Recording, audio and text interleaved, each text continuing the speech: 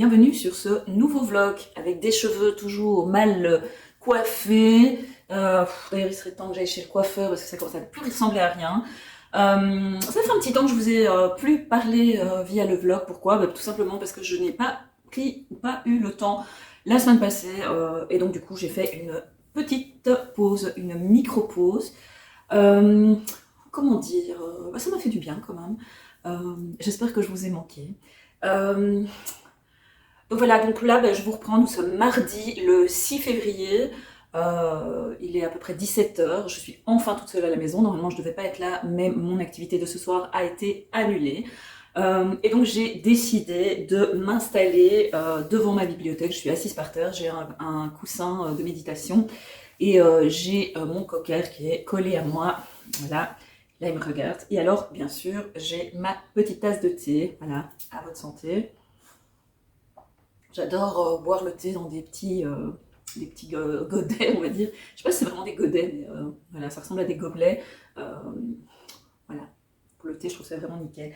Alors, bon, qu'est-ce qui s'est passé en une semaine? Bon, j'ai lu quand même pas mal de trucs. En audio, j'ai terminé la Dacha de Agnès Martin-Lugan, que j'ai vraiment beaucoup adoré. Beaucoup adoré. Vous avez remarqué le style du beaucoup adoré. Je crois que je vous en avais déjà parlé, mais je sais plus. Hein. J'ai une mémoire de poisson rouge. Il faudrait peut-être que j'ouvre la bouche parce que sinon, c'est pas... Bref, en gros, je ne sais pas faire le poisson. Donc, j'ai fini la Dacha qui était vraiment très très bien. J'ai vraiment passé un très très bon moment avec l'univers de la Dacha. Évidemment, j'ai ma mémoire de Dory qui ne me permet plus de me rappeler de tous les personnages, mais vraiment c'était une lecture savoureuse qui fait du bien, avec des objectifs qui sont positifs. Voilà. Et c'est pas toujours le cas avec Agnès Martin-Lugan. Je m'attache parfois moins au personnage, mais ici, le personnage... non, j'allais dire Lisa, mais bon, je reviens. Ça commence, hein. Voilà, on ne change pas une équipe qui gagne. Je reviens, je vais récupérer le livre. Me voilà réinstallée. Donc, j'ai terminé la Dacha, voilà. Alors, le nom du personnage, je vais bien le retrouver. Alors, évidemment, il n'est pas indiqué en quatrième de couverture, ce serait trop facile. En tout cas, ça se passe dans le sud de la France. On a la Dacha, et la Dacha, c'est un hôtel qui est tenu par un couple de personnes âgées qui ont accueilli il y a une vingtaine d'années une jeune femme qui était un petit peu perdue, un petit peu paumée. Et ils lui ont offert un gîte, ils l'ont accueilli et ils l'ont fait travailler dans l'hôtel. Et en fait, ça m'énerve de ne pas trouver. Voilà, son nom c'est Hermine.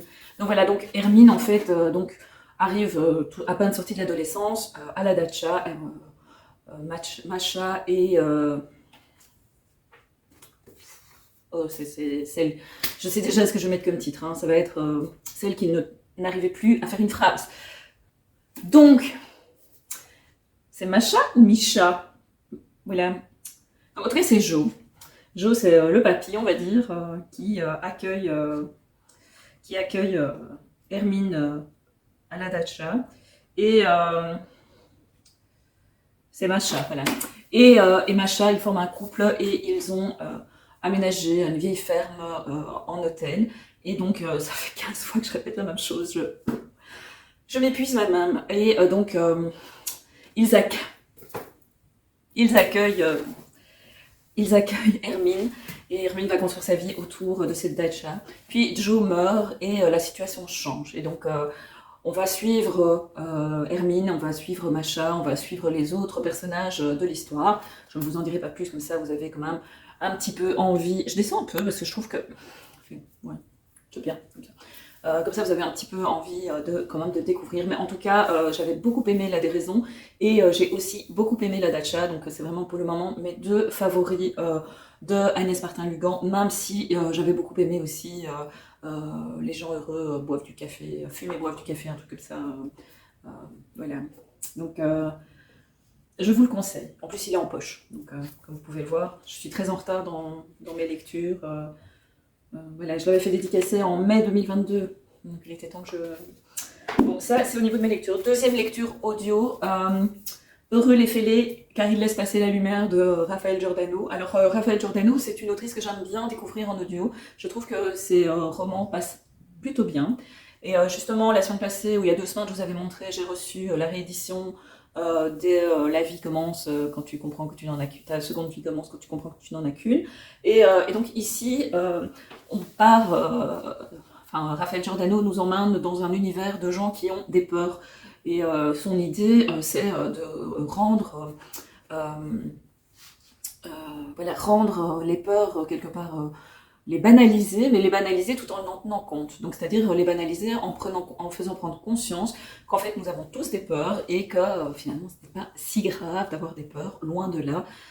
C'est même plutôt assez sain. Maintenant, ce qu'il faut faire, c'est de travailler sur soi-même. Et voilà, alors je n'ai pas autant apprécié... Non, ça n'a rien à voir, parce que moi, je mélange tout, Modankawa, machin. Enfin, bref, donc je l'ai beaucoup plus aimé que l'histoire du popcorn, parce que le popcorn, je trouvais que c'était un petit peu tiré par les cheveux. Alors, ici aussi, c'est tiré par les cheveux, mais avec des personnages qui ont quand même vraiment pas de bol, parce qu'ils ont vraiment tous les stigmates de l'angoisse et de l'anxiété, donc c'est quand même pas de chance. Pour être quand même moi-même souffrir d'anxiété après une agression et pour me remettre avec quand même pas mal de difficultés d'un stress d'ailleurs je sais même pas le dire tellement je suis un stress post-traumatique. Voilà, ici voilà, ça reste quand même léger, mais ce livre a le mérite de rendre accessible finalement le concept à tout le monde. Et je me dis que finalement, ce qui est bien avec ces livres, c'est que même les gens qui ne lisent pas énormément, parce que tout le monde ne lit pas 150 bouquins par an, mais ces gens-là, mais s'ils lisent ce livre-là, ils peuvent se reconnaître, en tout cas sous certains pans de leur personnalité ou de leur peur ou de leurs angoisses et ben, ça peut les aider à aller mieux ou à consulter ou à réfléchir ou voilà et surtout à ne pas se sentir seul. Donc je dirais que ça c'est vraiment la grande vertu de livres comme les livres de Raphaël Giordano. Alors c'est le marque-page qui est tombé là. Le livre ici il est dédicacé. Maintenant il y a eu un petit accident donc à mon avis je vais peut-être pas pouvoir le faire gagner. C'est pas top. Enfin bref, merci. Sale tout douloureux. Bon, donc voilà, donc, je l'ai terminé et pendant 2-3 jours, je n'ai plus écouté d'audio. J'ai du mal à me concentrer pour le moment en audio. Comme je disais, j'ai des angoisses, j'ai une anxiété quand même relativement forte. Et la semaine passée, il m'est arrivé quelque chose qui a ravivé le trauma de mon agression il y a 4 ans. Et donc du coup, je sens que je suis très fatiguée. Je sens que c'est pas encore gagné. C'est un peu déprimant même, parce que là c'est quand même 4 ans. Aujourd'hui ça fait tout juste 4 ans. D'ailleurs c'était le 6 février. C'est un peu une date anniversaire pour moi. Et ben voilà quoi. Donc du coup... voilà, la concentration est un peu compliquée, en tout cas en audio. Là, tout à l'heure en rentrant, parce que j'étais partie pour mon activité du soir, qui n'est pas à côté de la porte, et puis finalement ça a été annulé. Donc du coup, sur le chemin du retour, je suis passée en librairie, et surtout je me suis dit, bon là maintenant il faut que je commence un nouvel audio, et donc j'étais en librairie, je voyais tous les bouquins, et je me suis dit, ah bah tiens, j'ai envie de découvrir ce livre-là, enfin cet auteur-là dont j'ai déjà lu plusieurs livres. Et justement, cet auteur, c'est Maxime Chatham. Et donc la semaine passée, j'ai eu la chance de rencontrer Maxime Chatham à la dédicace organisée par l'Iris Noir à Bruxelles. J'étais avec Justine de Justine. Moi, j'ai toujours Justini parce que ça lui donne un petit côté fée, un petit côté américain, un petit côté showbiz. Et puis Justini, Destiny, enfin voilà. Voilà, hein. Chacun met sa créativité où il a envie. Alors, donc j'ai choisi de faire dédicacer son dernier roman. Il est dédicacé à mon nom, voilà. Tout simplement parce que j'avais envie d'avoir un livre dédicacé de Maxime Chatham dans ma bibliothèque. Je n'aurai pas tous les livres de Maxime Chatham dédicacés dans ma bibliothèque, ni tous les livres de Maxime Chatham, puisque pour le moment, Maxime Chatham, mis à part Autre Monde, je l'ai écoulu, je ne l'ai pas lu. Donc bon, vous savez que pour moi, l'éco-lecture ressemble fortement à la lecture, puisque la perception n'est pas la même, mais le travail et le cheminement mental, pour moi, sont assez équivalents, puisque mon cerveau, en fait, traite l'information exactement de la même manière, c'est-à-dire qu'il se fait ses petits films, voilà. C'est juste que ce n'est pas ma voix dans ma tête qui va créer le petit film, c'est la voix du lecteur de la lecture audio. Donc, Luxe, alors c'est mignon, parce que Luxe, bah, c'est quand même Lucie, hein. Lumière, justement, Luxe, c'est le pseudo de ma plus jeune fille, c'est with Luxe. Je sais, je fais des efforts de prononciation, voilà, je suis une grande polyglotte. Mon anglais n'est pas si mauvais que ça, mais là je fais un peu exprès aussi. Alors, de quoi parle Luxe et pourquoi est-ce que j'ai pris Luxe? Alors déjà parce que j'avais déjà lu j'avais déjà écoulu La Constance du Prédateur, j'avais déjà lu le précédent, que je n'avais pas spécialement envie de partir dans des livres plus anciens, en tout cas dans ce cas-ci, et aussi parce que sur la couverture, il y a eu un élément qui m'a fortement attirée. Je vous lis la 4e de couverture et après je vous dis quel est l'élément qui m'a fortement attirée. Alors, les scientifiques comme les religieux ne peuvent expliquer ce qu'elle est ni d'où elle vient. Elle va transformer pour toujours le quotidien du monde entier, en particulier l'existence d'une mère et de sa fille, tout en posant la question qui nous obsède tous. Nos vies ont-elles un sens? Un roman au suspense saisissant, hommage lumineux à Barjavel et à la littérature qui divertit, qui interroge. Maxime Chatham, comme vous ne l'avez jamais lu. Et donc voilà, il y a un indice, un mot de ce résumé de livre qui résume clairement la raison pour laquelle j'ai acheté ce livre. C'est le mot Barjavel. Quand j'avais 14 ans, à peu près 14-15 ans, non, c'était 14, oui, même un peu moins, 13 ans, j'ai lu Barjavel, j'étais une grande fan de Barjavel, j'ai vraiment aimé Barjavel. Je les ai tous lus, je pense, ou à peu de choses près.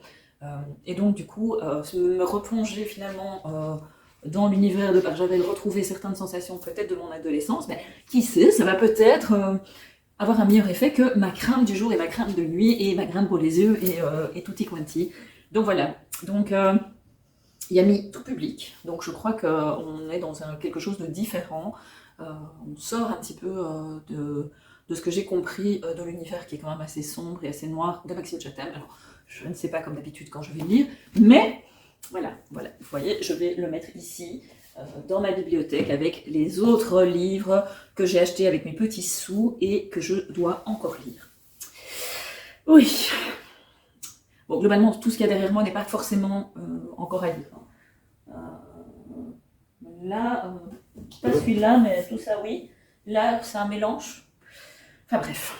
D'ailleurs, je range la d'achat, ça c'est les livres que je dois... que je dois chroniquer. Il y a tout qui est tombé. Alors, j'ai lu le tome 2 des Liens de sang, début de cette semaine, hier, je crois. C'était hier? Dimanche. J'adore, honnêtement, manga, mais rien à voir avec One Piece et compagnie. On est vraiment dans du thriller psychologique. On a cette jeune maman si belle qui a l'air toute comment dire, toute innocente, qui donne le sentiment d'être une mère aimante et en fait qui est complètement tarée. Oui, vraiment. Donc là, je ne suis qu'au tome 2, donc je n'ose pas imaginer la suite. Alors, j'aime vraiment beaucoup les dessins. On peut, voilà, regardez, on peut ne pas aimer la bande dessinée, on peut ne pas aimer le manga, mais ici, vraiment, c'est vraiment des dessins qualitatifs. Alors à la fin, il y a un petit album, voilà. Vous voyez, ça c'est Saishi. Enfin, bon, je dis avec mon accent belge, hein. Je dis pas, voilà. Alors ça je vais peut-être pas vous montrer parce que je vous spoil, mais voilà. Après il y a un petit album avec des photos. Vous voyez, on voit Saishi avec sa maman. Et donc clairement c'est une relation très fusionnelle. Voilà, donc j'ai déjà lu le premier, j'ai lu le deuxième. Alors en plus, il est imprimé sur du papier, mais c'est pas du papier brillant, vous voyez, c'est pas, le reflet n'est pas... et j'aime beaucoup ce rendu, voilà. Je trouve que ça donne une âme supplémentaire et moins bling-bling à l'objet libre. Donc voilà, donc à vraiment découvrir, surtout si vous aimez tout ce qui est noir, tout ce qui est... parce que quand j'étais à la dédicace de Chatham, il y a des filles que je connais qui me disent « Mais toi, tu lis pas Chatham quand même ?» Ben, je dis « Bah si, j'ai pas lu tout Chatham, mais j'en ai quand même déjà lu 2-3 et j'avais aimé, je bouge mon thé parce que j'ai peur que ça tombe. Et donc j'avais vraiment bien aimé, donc pourquoi est-ce que je pourrais pas lire Chatham quoi, finalement, hein. Je veux dire, bon, au lieu de dire des âneries, je continue. Bon, alors, j'ai terminé cette grosse brique. La souris qui voulait sauver l'ogre de Françoise Guérin, une enquête de la cellule Cornelia. Donc ce serait, ça dépend parce qu'on a eu un live début de semaine passée avec Françoise Guérin qui disait que si le livre se vendait bien, il y aurait sans doute une suite. Et donc ici, la cellule Cornelia, c'est une cellule qui a été créée pour analyser les suicides et pour éviter que ça ne fasse effet boule de neige sur les autres personnes qui sont concernées. Donc ici, on commence par un suicide dans une école privée à Nice, en tout cas, non, pas à Nice, à Sète, oui, à Sète, donc dans le sud de la France. Et c'est vraiment le lycée hyper catho, hyper privé, hyper les parents qui payent pour enfin, presque une boîte à bac où si tu as du pognon, tu peux réussir même si tu t'en touches pas une. Enfin, j'exagère un peu parce que tous ne sont pas comme ça, mais c'est aussi une école de prépa, là, je sais plus comment ils appellent ça, moi je pense toujours, ça me fait toujours penser à Cocagne, enfin ça fait un peu la prison.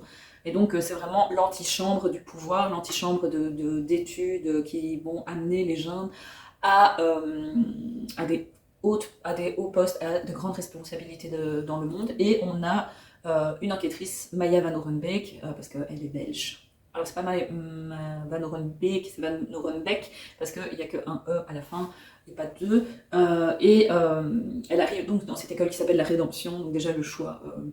Et elle va mener l'enquête pour voir qu'est-ce qui est mis en place. Elle va essayer d'aider dans l'école, elle va essayer de comprendre ce qui s'est passé. C'est pas le premier suicide dans l'école non plus, donc du coup ça l'alerte aussi. Elle se pose des questions et elle se demande, elle est accompagnée par son chien qui s'appelle Mrs. Robinson. Et c'est une lecture qui est assez prenante dans le sens où c'est un thriller, mais c'est pas spécialement un thriller policier, puisque finalement la police n'apparaît pas l'enquête, c'est plus un thriller, un cozy thriller, ou on dit un cozy mystery, donc je dirais un cozy thriller, dans lequel une enquêtrice qui est psychologue va mener l'enquête pour essayer d'aider les survivants, les jeunes qui l'ont côtoyé, les enseignants, le personnel qui travaille à l'école. Enfin, voilà, dans une école, il n'y a pas que des profs, il y a aussi les dames de nettoyage, de la cuisine, le concierge, les éducateurs. Enfin, voilà, il y a donc toutes sortes de professions. Donc c'est un roman intéressant qui est pas spécialement super simple à lire, dans le sens où, enfin si, il est simple à lire, mais il est écrit à la deuxième personne, donc c'est du tu, et il faut s'habituer. Donc j'avoue qu'il m'a fallu quand même plus de 100 pages pour vraiment m'habituer à ce tu, parce que ce tu, ça donne un certain détachement, et surtout ça englobe le lecteur dans l'histoire. Donc j'avais toujours un peu l'impression que finalement Maya et moi on ne formait qu'un, et qu'on était, enfin qu'une, puisque on regarde deux filles, et que donc on était... on formait une sorte d'union et que j'étais tout aussi concernée qu'elle par les actes et par ce qui se passait, par l'enquête, par sa propre histoire, parce qu'il y a évidemment l'enquête qu'elle mène a une résonance par rapport à son propre passé, et donc c'est, voilà, ça c'est, je dirais que c'est mon petit bémol, c'est ce tu. D'ailleurs j'ai demandé à Françoise Guérin, oui, c'est Guérin, je vérifie, il y a un U, donc sinon c'est Guérin. Je lui ai demandé, mais pour quelle raison ce tu? Et en fait, c'est comme ça qu'elle écrit. Donc pour elle, c'est naturel d'écrire en tu. Maintenant, pour moi, c'est pas spécialement naturel de lire en tu. Voilà. Donc j'ai fait un effort et je ne regrette pas. Peut-être juste la fin, à mon sens, un peu trop longue. Pour moi, on aurait pu faire les explications un peu plus courtes. Mais ça, évidemment, chacun le percevra comme il le sent. En lecture commune, un chien qui passe. J'ai presque terminé la lecture commune de la semaine passée, Laurent Petit-Mangin. Alors je précise, c'est Mangin, pas Manguin, parce que ça fait... Je vous ai dit tout le temps Manguin, et en fait non, c'est Mangin, puisque le G, quand il y a un I, c'est pas une voyelle, quand il y a un I ou un E ou un Y, il se prononce je, sinon ça fait que. Et donc ici c'est ja. Donc ce qu'il faut de nuit. Alors, j'ai un peu eu du mal avec ma semaine passée qui était perturbée par tiens, viens ici. Je sais pas qu'est-ce que tu fais, il n'y a personne à la maison. Il n'y a que toi et moi. Allez, viens. Oui, mais viens pas te mettre dans les livres. Qu'est-ce qu'il y a? Allez, viens, viens dire bonjour. Viens dire bonjour. Viens. Oh, regardez.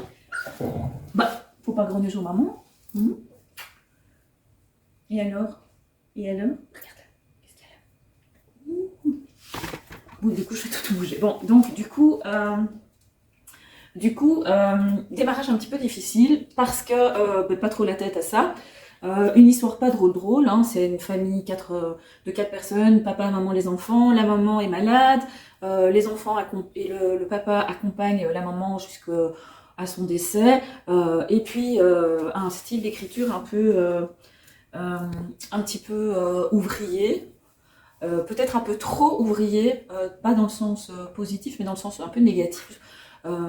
C'est que finalement, en fait, comme il travaille pour EDF sur les caténaires, non pas pour EDF, pour la SNCF sur les caténaires, en fait, il sait pas spécialement bien s'exprimer. Et par exemple, il va pas dire maman, il dit moment, donc la maman. Donc, enfin, avec, je pense, peut-être l'envie ou la volonté de l'auteur de montrer un petit peu le contexte social, le contexte culturel dans lequel se passe cette histoire. Alors, le père est un syndicaliste plutôt de gauche, plutôt même de gauche, pas extrême gauche, mais gauche, donc socialiste, et il va donc finir par élever seul ces 2 gamins. Il y a Fus et il y a le deuxième, je suis en pleine lecture, mais je ne sais déjà plus comment il s'appelle, tout va bien. Voilà, il me reste 20 pages à peu près, hein, Fus et...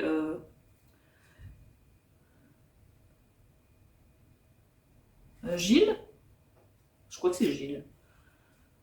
Voilà. Et donc il y en a un qui fait des études, c'est le plus jeune, Gilles, et l'aîné Fuse, lui, il bosse un peu à gauche, à droite, il est plutôt de la même veine que son paternel, et voilà, donc c'est assez intéressant dans le sens où une fois qu'on a passé outre les 40 premières pages où on plante le décor et où il y a ce style d'écriture qui est un peu bizarre, enfin bizarre, qui n'est pas habituel.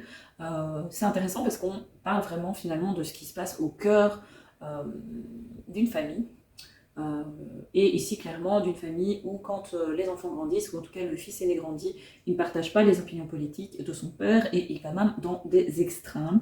Et l'histoire nous raconte ce père qui est déçu par son fils, qui n'est pas d'accord avec son fils, mais d'un autre côté qui est complètement démuni parce que voilà, il a fait ce qu'il a pu pour ce fils, pour pas que son fils se retrouve avec des mauvaises fréquentations, à poser des actes qui pourraient être graves. Et malgré ça, voilà, le fait d'avoir lui des idées de socialisme, de partage, d'accueil, enfin de tout ce que, en tout cas le concept du socialisme laisse sous-entendre, n'empêche pas son fils d'aller vers l'extrême. Donc là, puisque lui est à gauche, le fils part vers la droite et même vers l'extrême droite. Donc c'est vraiment finalement aussi un roman tout court qui, enfin oui, parce qu'il fait qu'à 140 pages, hein, je veux dire, c'est vraiment un truc qui se lit, enfin un livre qui se lit rapidement, sauf quand on lit 15 trucs en même temps comme moi. Et qui fait réfléchir aussi sur, voilà, quand on est parent, nos enfants, on leur inculque certaines choses, on les fait grandir dans un certain milieu avec des idées, avec des valeurs, et on n'a pas de contrôle finalement une fois qu'ils grandissent, une fois qu'ils prennent leur indépendance, sur ce qu'ils deviennent et sur les choix qu'ils font. Et en tant que parent, c'est aussi compliqué de ne pas se retrouver, enfin, alors on continue à aimer son enfant, ça j'en suis convaincue, mais c'est aussi un deuil à faire de l'enfant idéal. Aussi, peut-être ici, une confrontation entre ce père qui finalement vit dans un autre temps et ce fils qui lui vit dans la difficulté de l'époque.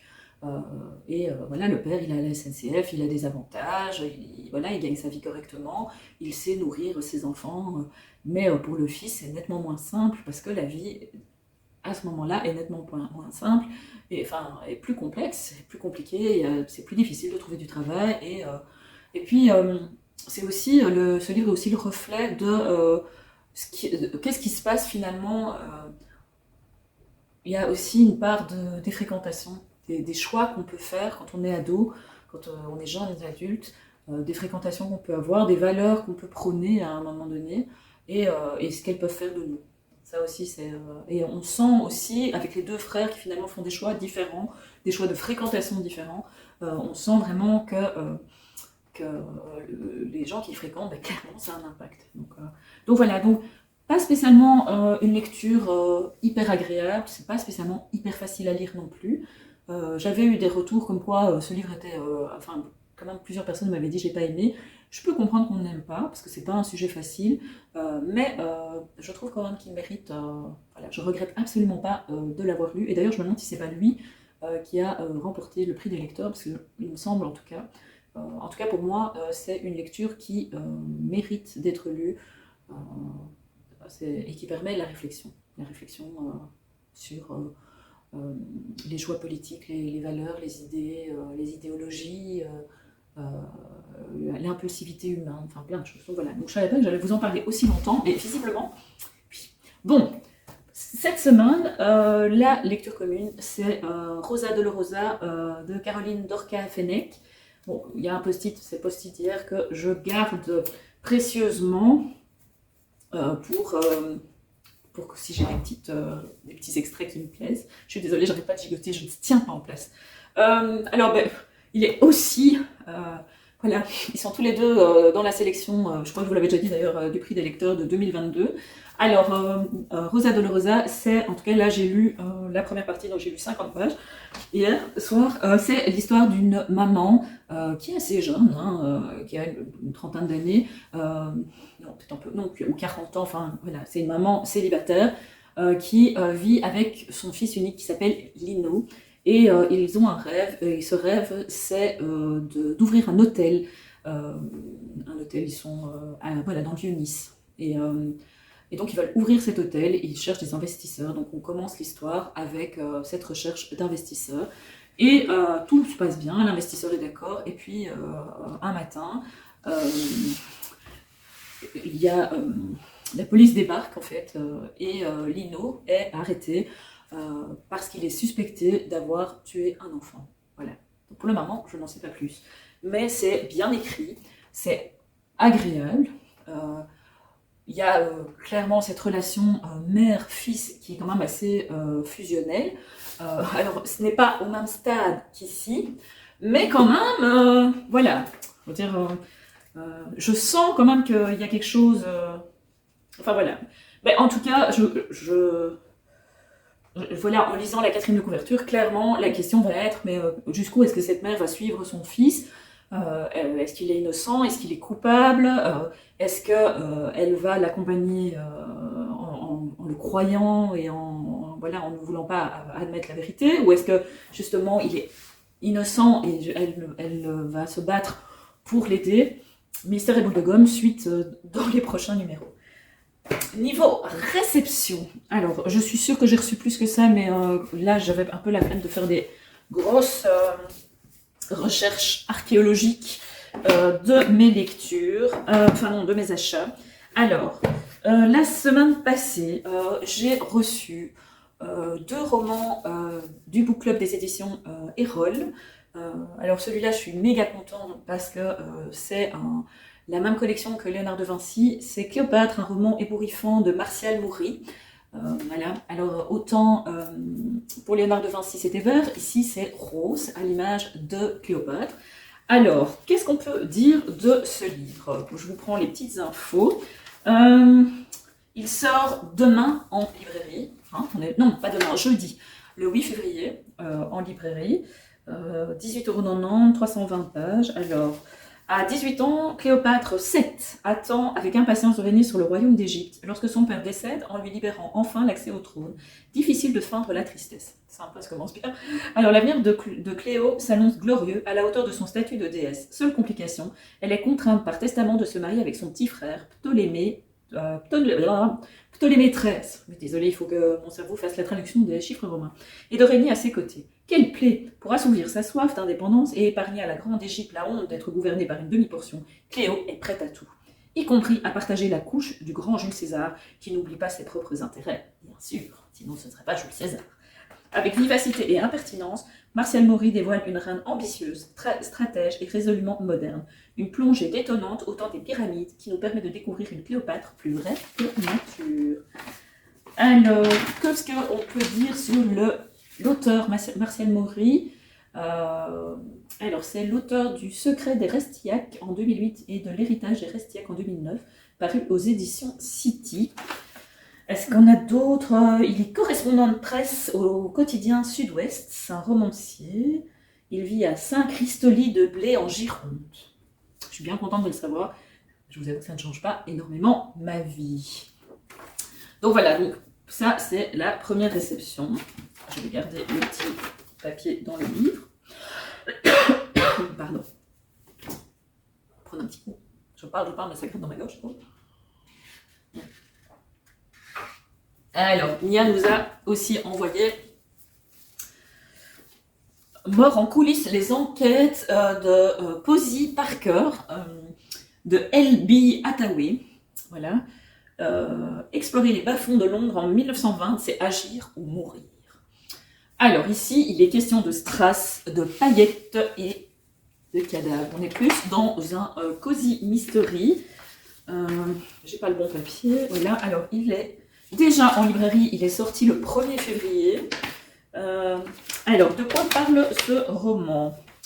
Alors quand son ami d'enfance, après s'être fait dérober un diamant très particulier, devient le principal suspect dans une affaire de meurtre, Posey Parker jure qu'elle blanchira son nom. Mais la jeune détective, assistée du fidèle Len, se rend vite compte que les apparences sont trompeuses. Le monde glamour du théâtre et des boîtes de nuit londoniennes s'avère bien plus dangereux qu'elle ne l'aurait imaginé. Qui est exactement la dangereuse Lucky Lucy Gibson, et qui a-t-elle tué dans le hall de l'hôtel Ritz? Et plus important encore, qui a bien pu kidnapper Monsieur Mink, Mr. Mink, son chat adoré? De quoi partir à la recherche d'un chat, je sens. Donc voilà, ça a l'air plutôt sympa. C'est le premier tome. Ici, on a déjà regardé, il y en a 2 autres qui sont déjà prévus. Le suivant sortira en mars et le 3e en juin 2024. Donc, il va y avoir de la lecture. Alors, donc, L.B. Hathaway, donc, elle est née en Grande-Bretagne et elle a un diplôme de Cambridge. Elle écrit des fictions historiques et contribue à un certain nombre de magazines et de sites web populaires spécialisés dans l'histoire. Elle a travaillé comme avocate pendant près de 10 ans avant de devenir écrivain à temps plein. Adepte depuis toujours des romans policiers dont l'intrigue se déroule pendant l'âge d'or du crime, c'est une fervente admiratrice d'Agatha Christie. Elle vit à Londres et en Suisse avec son mari et ses jeunes enfants. Posey Parker, sa série de cozy mystery, couvre les années 1920.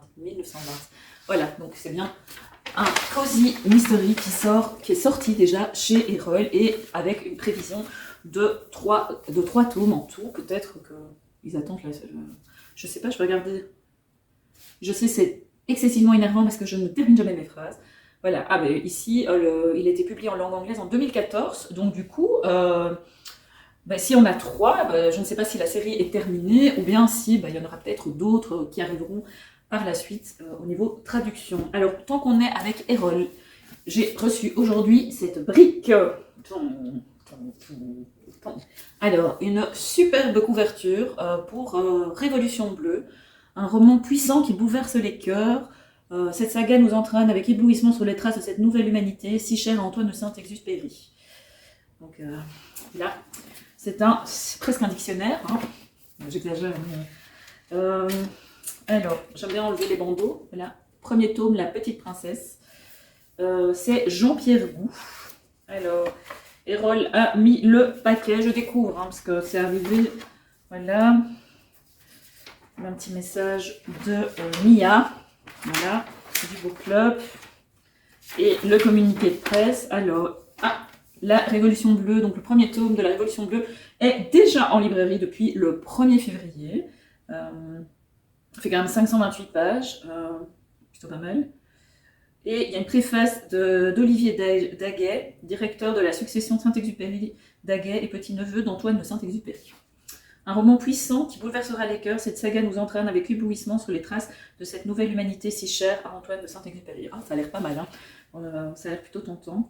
Alors, de quoi ça parle? Alors, face à un monde qui s'assombrit, une partie de l'humanité a décidé d'éclairer le futur. La Révolution bleue, vaste mouvement collectif, est lancé. Des millions de citoyens s'organisent avec enthousiasme pour réinventer la société et donner corps à ce rêve porté par une irrésistible lumière bleue sortie des profondeurs de la terre-mère et des songes de l'astronaute Paul Gardner.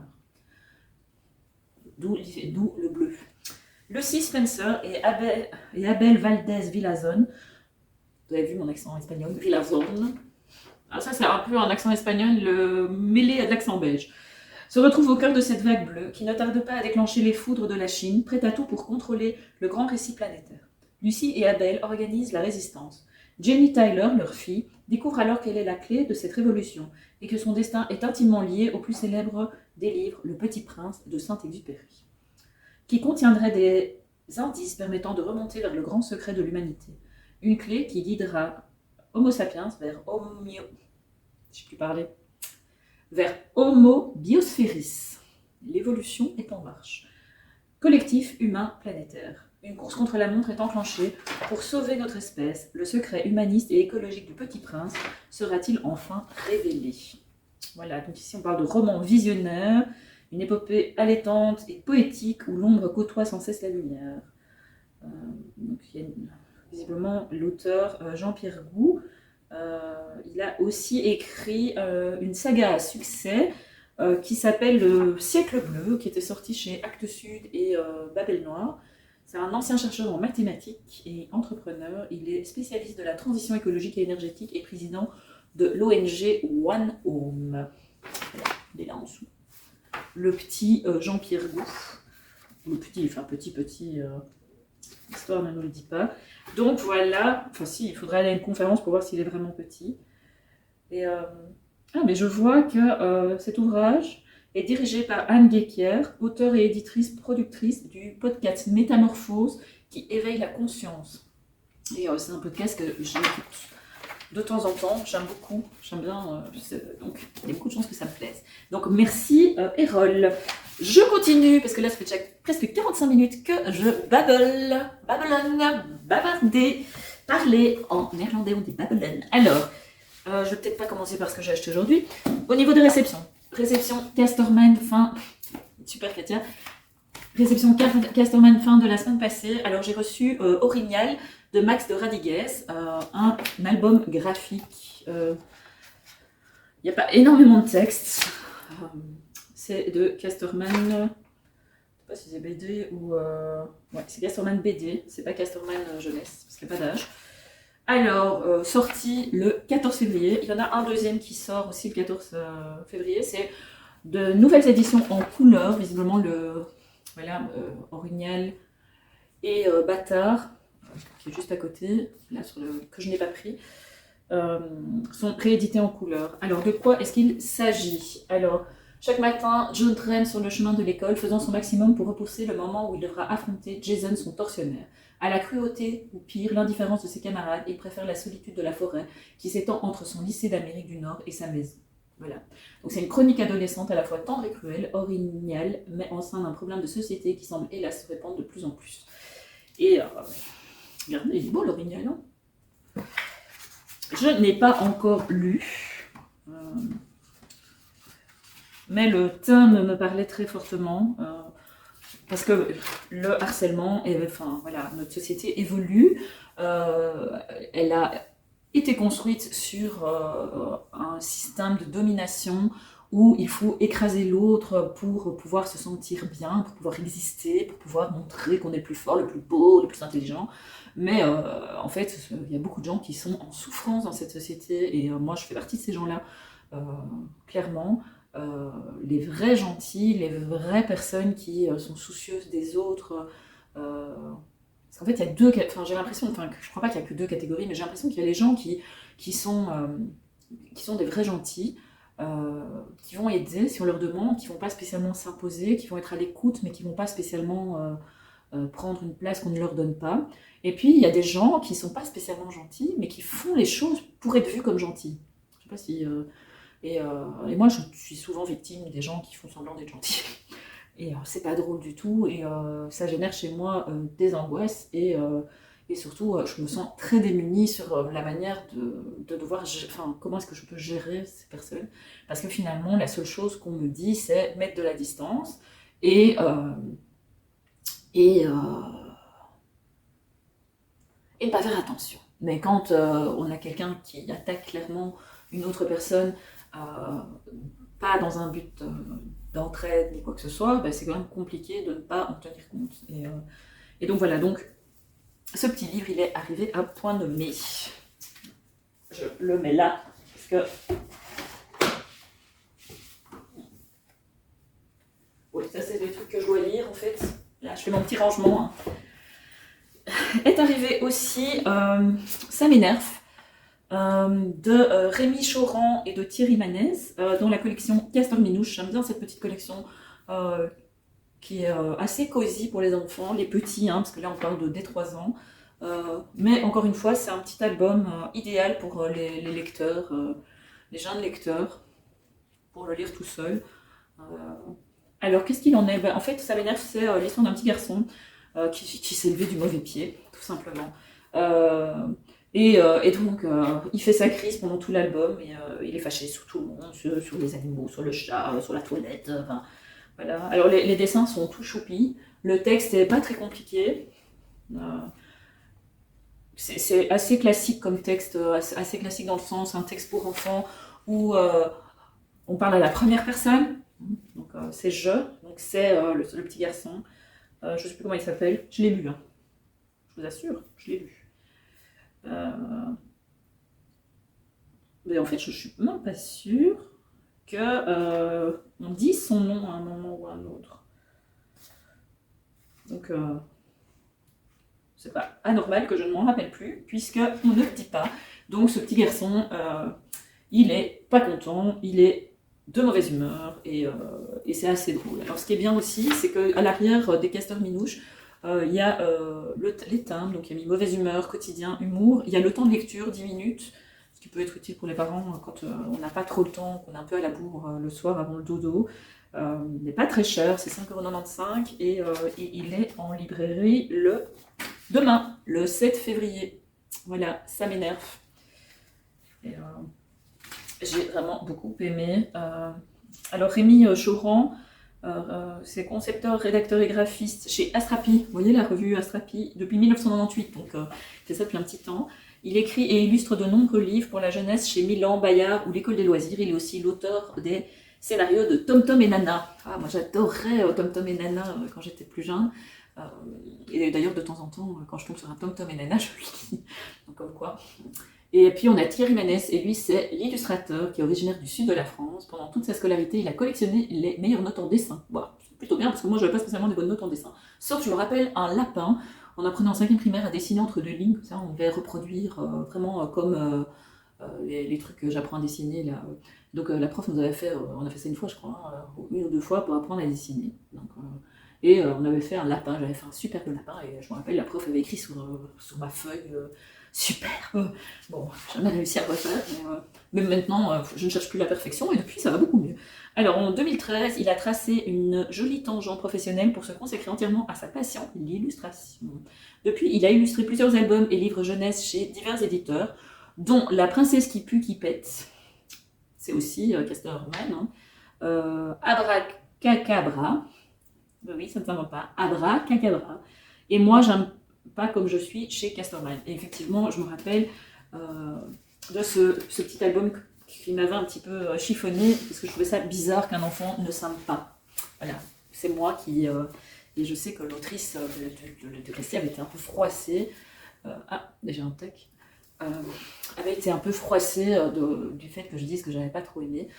Que ça me perturbait de me dire qu'un enfant de 3 ans dise « je n'aime pas ». Voilà. Mais peut-être que c'est moi qui me trompe. Et j'espère qu'en tout cas, si ça existe, qu'on écoute ces enfants pour pas qu'ils soient malheureux toute leur vie. Voilà, bon, 53 minutes que je parle, et j'ai encore 3 livres à vous présenter. Quand je vous parle de blabla vlog, c'est vraiment du blabla vlog. Alors, hier, il y a 2 jolies petites choses qui sont arrivées. Ce sont les 2 sorties poche aux éditions Nami. Alors, il y a Bienvenue au Café Chat de Charlie Jonas, et il y a le Club des Veuves qui aimait la littérature érotique de Balikour Jaswal. Alors, 2 livres différents, mais 2 livres drôles, 2 livres attachants, avec un esprit feel good, mais celui-ci se déroule en Allemagne, celui-là se déroule en Angleterre, malgré les apparences. Ici, il y a des chats. Là, il n'y a pas de chat, mais il y a du curry. C'est un livre, voilà, je pense que c'est ce que j'avais mis dans ma chronique pour Nami.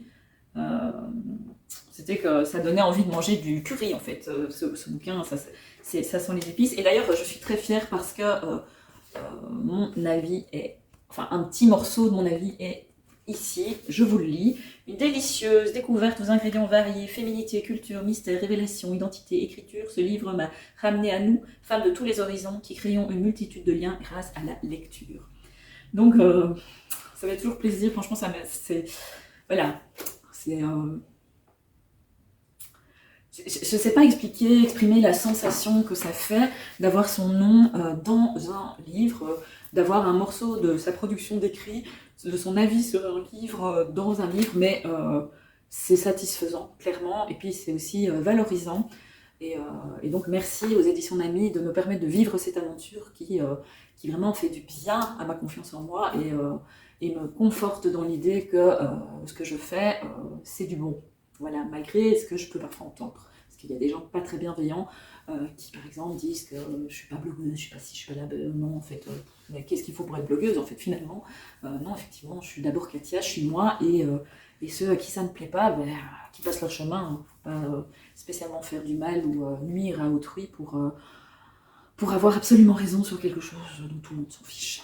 Bon, revenons à nos lectures. Je vais d'abord commencer par le Club des Veuves. Alors, donc le Club des Veuves qui aimait la littérature érotique, c'est l'histoire d'une jeune femme, d'une londonienne de 22 ans qui s'appelle Nikki. Et en fait, elle cherche un boulot, elle a perdu son boulot, elle sait plus très bien quoi faire. Et elle tombe sur une petite annonce dans un journal pour aller travailler au grand temple de Southall. Et donc, elle propose ses services et ce grand temple est à la recherche d'un professeur de... alors bon, je vais dire de français parce qu'on est en version française, mais un professeur d'anglais pour apprendre l'anglais aux femmes d'origine... je ne sais pas si c'est sikh, mais en tout cas indienne, voilà, une des ethnies, des groupes culturels, je ne sais pas très bien comment le dire, qui se réunissent dans le temple. Et voilà, c'est indienne, ça c'est sûr. Et donc elle va se retrouver en fait à devoir donner cours à des femmes d'âge différents. Des femmes qui ne travaillent pas, des femmes qui sont des femmes au foyer, parce que dans cette religion, il convient que les femmes restent à la maison pour s'occuper du foyer, des enfants. Et en fait, elles sont majoritairement veuves, parce que quand elles sont veuves, elles gagnent une certaine liberté, ce qui n'est pas le cas quand elles ne sont pas veuves. Elles sont analphabètes, et ce qui les intéresse surtout, en fait, c'est d'écrire leurs fantasmes, de parler de sexe, de parler d'érotisme. Et donc, Nikki va leur proposer d'écrire des nouvelles dans lesquelles elles racontent leurs fantasmes. Évidemment, ça va créer tout un remue-ménage dans la communauté. Et puis surtout, ce qui va se passer, c'est qu'il va y avoir de plus en plus de femmes qui vont venir. Et face à l'engouement de toutes ces femmes qui viennent à cet atelier, les autorités du temple vont quand même s'inquiéter. Enfin, oui, ils vont s'en inquiéter, ils vont essayer de comprendre ce qui se passe. Et donc, ça va créer un imbroglio assez malvenu. Enfin, malvenu surtout pour Nikki. Et en toile de fond, en fait, il y a cette ambiance qui est assez particulière pour moi, en tout cas, lectrice belge, de me retrouver dans une communauté indienne à Londres.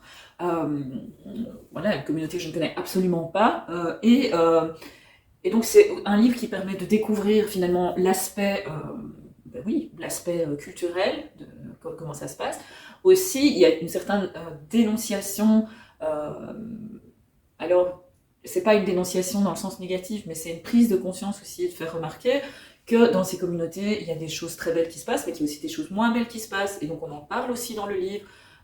Les mariages forcés, la violence conjugale, Ici, Nikki, elle a du mal à se conformer j'ai mon équipe château maintenant, à se conformer finalement à la culture de ses ancêtres, elle qui, à 22 ans, aspire à trouver sa place en tant qu'anglaise et pas en tant qu'indienne. Donc voilà, donc il y a aussi question d'identité, de culture. C'est croustillant, c'est drôle, c'est une lecture agréable et rien que d'en parler, j'ai envie de me faire un curry. C'est tout dire. Alors, 2 livres, 2 ambiances.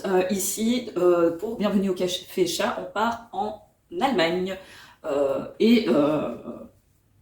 Ce qui se passe, c'est que dans ce livre-là, c'est qu'on a Léonie qui vit dans un appartement et sa voisine, qui est une dame âgée, part en vacances et lui demande de garder son chat qui s'appelle Mimi. Et ça ne se passe pas très très bien. Du coup, parce que Mimi détruit tout l'appartement de Léonie et tout ça, donc c'est vraiment la galère. Et donc elle va demander à son amie Maxi de s'occuper de Mimi. Et en fait, le chat se retrouve dans le salon de thé de Maxi. C'est un salon de thé littéraire, un peu comme nous toutes lectrices et même lecteurs rêvons d'avoir. Ou de créer, ou ne fût-ce que d'aller s'installer avec notre livre.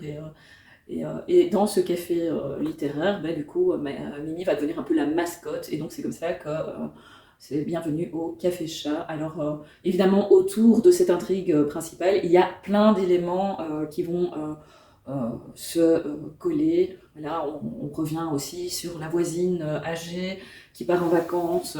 Il y a une part de deuil aussi. Il est question de nouveaux départs, d'amour, voilà, c'est drôle, ça fait du bien. C'est vraiment une lecture idéale à lire en toute saison, pas spécialement en hiver. Bon, ici, il n'y a pas mon avis, hein. Voilà, ici, je vois Lola de Délivram, un livre qui parle d'amour avec douceur et bienveillance, une lecture qui vous caresse le cœur avec humilité, par exemple. Les lectures de Pauline, j'ai trouvé ce roman assez calme avec des personnages très attachants. J'ai beaucoup apprécié suivre les aventures de ces femmes et les différents obstacles qu'elles rencontrent. Ou alors Félix de Délicate Réalité, c'est une lecture particulièrement douce et touchante qui permet de s'attacher à chaque personnage. Donc je confirme, c'est très très attachant, c'est très cosy, on s'y croit, on a envie d'y être, on a envie d'y rester surtout. Et donc je vous conseille vraiment ce livre, mais je vous conseille celui-là aussi. Alors tant qu'on est dans les chats, je suis passée à la librairie en rentrant. Je sais, j'avais dit que j'achetais rien, mais j'ai quand même lu en janvier, j'ai quand même lu presque, quand j'aurais fini 5 livres de ma palle, donc j'avais dit, quand je lis 5 livres de ma palle, je peux m'acheter un livre. Et donc du coup, je me suis offert Les Mémoires d'un chat de Hiro Arikawa. Voilà, on en a beaucoup parlé de ce livre. J'ai eu des retours méga positifs. Alors par contre, je suis effarée parce que j'ai quand même payé 9,20 €. Donc je trouve que pour un livre de même pas 400 pages, il fait 315 pages, c'est quand même cher, 9,20 €. Enfin, voilà, bon, il faut ce qu'il faut, mais moi je me rappelle à mon temps, à mon époque, quand j'étais jeune, mais on payait l'équivalent de 5 € pour un livre de poche, quand on payait 6 €, 6 ou 7 €, c'était déjà vraiment cher. Mais bon, voilà, c'est l'inflation, c'est la crise du papier, la crise de tout, et enfin voilà, donc après on s'étonne que les gens achètent d'occasion ou téléchargent en toute illégalité. Ben oui, forcément. Donc, pas vraiment le choix si on veut quand même avoir accès à la culture et si on a un portefeuille qui est quand même relativement restreint. Bon, ça ne veut pas dire qu'il faut télécharger en toute illégalité, je n'ai pas dit ça, mais moi en tout cas, je peux comprendre que quand on a un budget serré, qu'on a quand même envie de lire, on aille à la bibliothèque, voilà. C'est un petit peu compliqué de soutenir les auteurs avec des poches qui sont à près de 10 €. Voilà, mais bon, c'est comme ça et il faut quand même les soutenir. Bon alors, de quoi parlent Les Mémoires d'un chat? Déjà, il a une bonne bouille, le chat. Alors, bon, mon chien, lui, depuis que je l'ai mis sur mes genoux et que ça lui a pas plu, il s'est cassé dans son fauteuil. Il a un petit fauteuil rien qu'à lui. Alors, un chat de gouttière au parler franc et rompu au langage des humains a pris ses quartiers dans le parking d'un immeuble de Tokyo. Lui, qui pour rien au monde ne troquerait sa liberté, se fait un jour percuter par une voiture et se voit contraint d'accepter la perspective d'une cohabitation durable avec Satoru, un locataire qui le soigne et lui attribue un nom, Nana. Déjà, rien que le choix du nom, Je comprends, ils ne sont pas hyper ravis. 5 ans plus tard, ah oui quand même, pour le chat libre qu'il était, des circonstances imprévues obligent Satoru à se séparer de Nana. Désireux de lui trouver un bon maître, il se tourne vers d'anciens camarades d'études, disséminés aux 4 coins du Japon. Commence alors une série de voyages et de retrouvailles qui sont pour Nana autant d'occasions de découvrir le passé de Satoru et de nous révéler minces aspects de la société japonaise. Prenant et surprenant, profond et plein d'humour, Les Mémoires d'un chat est un beau roman sur l'adoption, l'amitié et la force des liens qui unissent l'homme et l'animal. Voilà. On parle toujours des chiens, mais les chats aussi. Bon, alors, en plus, il est un peu assorti à mon pull. Enfin, je raconte vraiment n'importe quoi. Bon, 1h06 minutes, 18 secondes. J'ai fait le tour de ce que j'avais à vous dire pour aujourd'hui. Je pense que je ne vais pas faire de vlog quotidien là, cette semaine. Ça va être compliqué. Je vais peut-être vous faire des petites capsules. Là, je voulais vous faire une petite capsule qui allait vite, mais visiblement, j'en suis incapable. J'espère que je ne vous ai pas perdu en cours de route. J'espère que vos lectures vous plaisent, que vous êtes bien dans des mondes imaginaires et que tout roule pour vous. Je vous fais des gros bisous et je vous dis belle lecture à vous et on se revoit bientôt. Ciao!